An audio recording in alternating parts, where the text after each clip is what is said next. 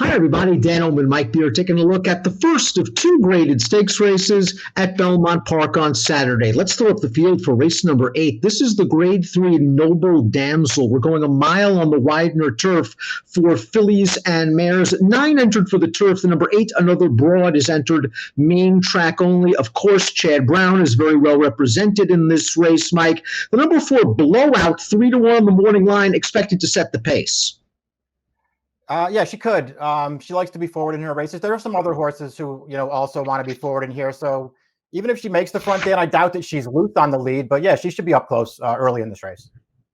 It could be a similar situation, however, as that optional claiming race last time out. As we throw up the Timeform U.S. pace projector, Blowout made the lead off the layoff that day. The number 2, Sweet By and By, sat second. I would expect those two horses to be forwardly placed.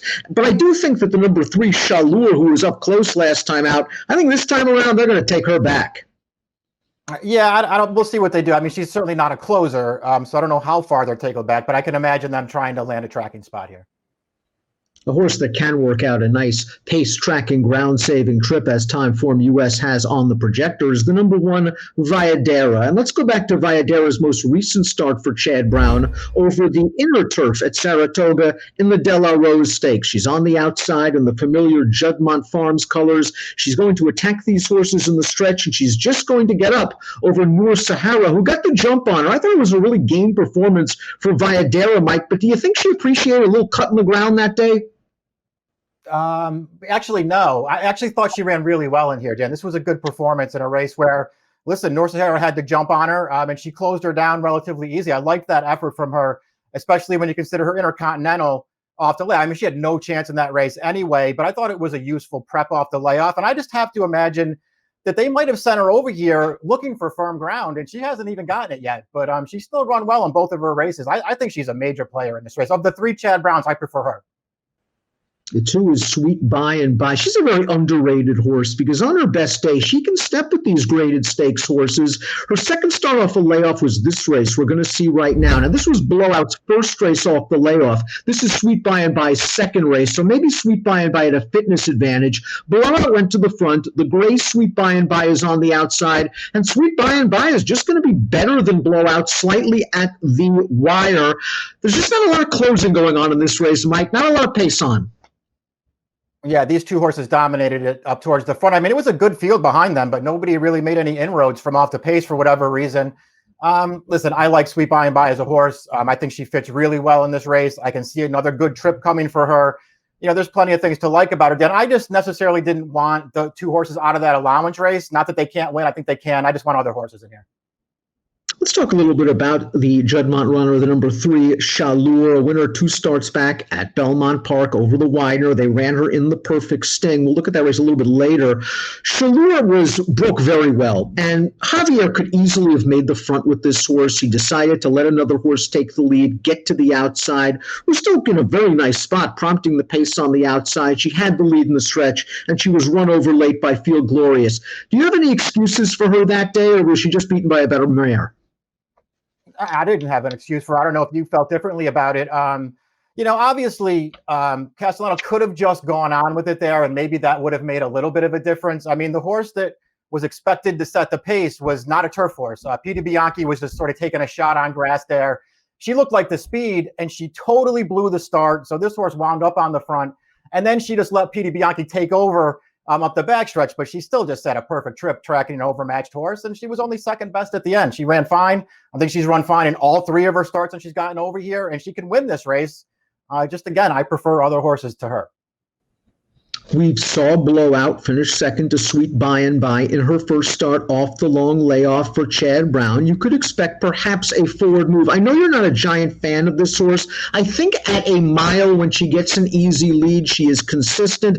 I think at 3-1, that's very light. I don't think she has such an edge over this field that she should even be favored in here, but she has run some solid races, and if somehow she gets loose, she can be tough second off the layoff, although it is always worth mentioning that Chad usually has them ready to go no matter the layoff.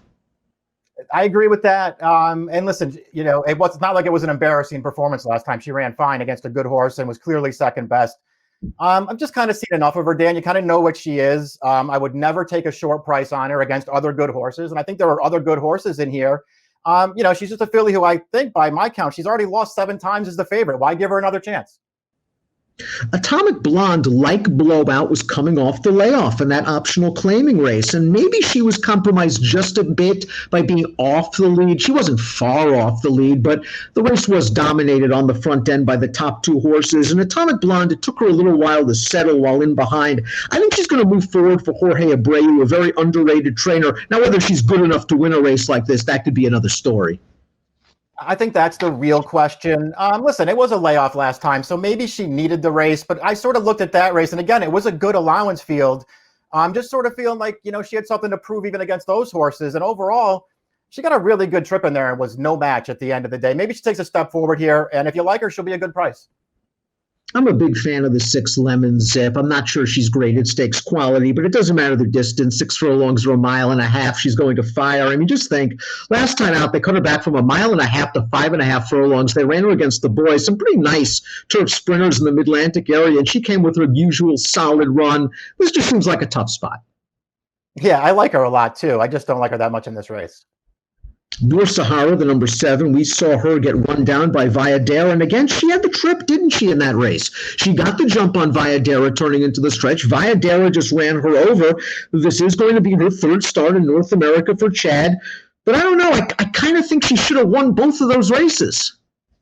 Yeah, I agree with you. I gave her a little bit of a break for the start off the layoff just because it was 9 furlongs. And, I thought maybe she just doesn't want to go that far. But boy, it's hard to excuse the last one. After you watch that race back, it's hard not to want Viadera over her. The 8 Another Broad has entered main track only, so we'll move to the 9 Field Glorious, and we'll watch her victory over Chaleur in the Perfect Sting Stakes. And again, Chaleur sat a nice trip sitting second off the overmatched Piedi Bianchi. She's forging to the front right now in the pink cap, and on the far outside, here comes the winner, Field Glorious, Mike. I'm sorry, in the green cap, here comes Field Glorious, who just got a beautiful ride this day from Junior Alvarado. Finally, she got a trip after being stymied in some of her other races. Yeah, I mean, she's been good right along, and she has been unlucky, more than once for Christophe. Come on, she's just good, Dan. She tends to fire every single time. That trip did work out for her last time, but really, down to about the 8th pole, she was still waiting to get clear. And once she did get clear, she just ran that field over. Just another good performance for a really good filly.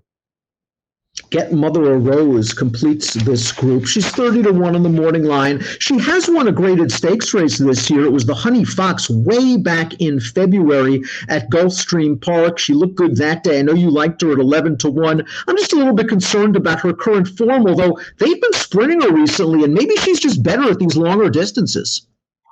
We'll see. She's a good sprinter, but she showed over the winter that she can go a little bit longer. And I'll just say, I don't know if she can beat this field or not. But her last 2 races, I think she has excuses for both of them.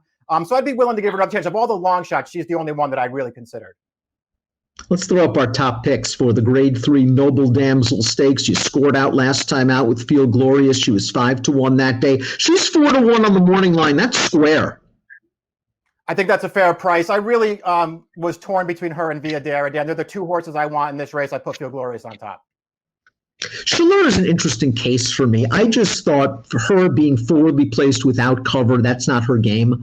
I think she needs to be covered up in behind horses and be produced with one run, and I like her turning back slightly in distance. So I think Chaleur is going to give a good account of herself for Belmont, maybe at a halfway decent price, but I respect Field Glorious. You're going 9-1, 2-3. I'm going 3-4, 2-9. It is the Grade 3 Noble Damsel, and it's race number 8 at Belmont Park on Saturday. Good luck.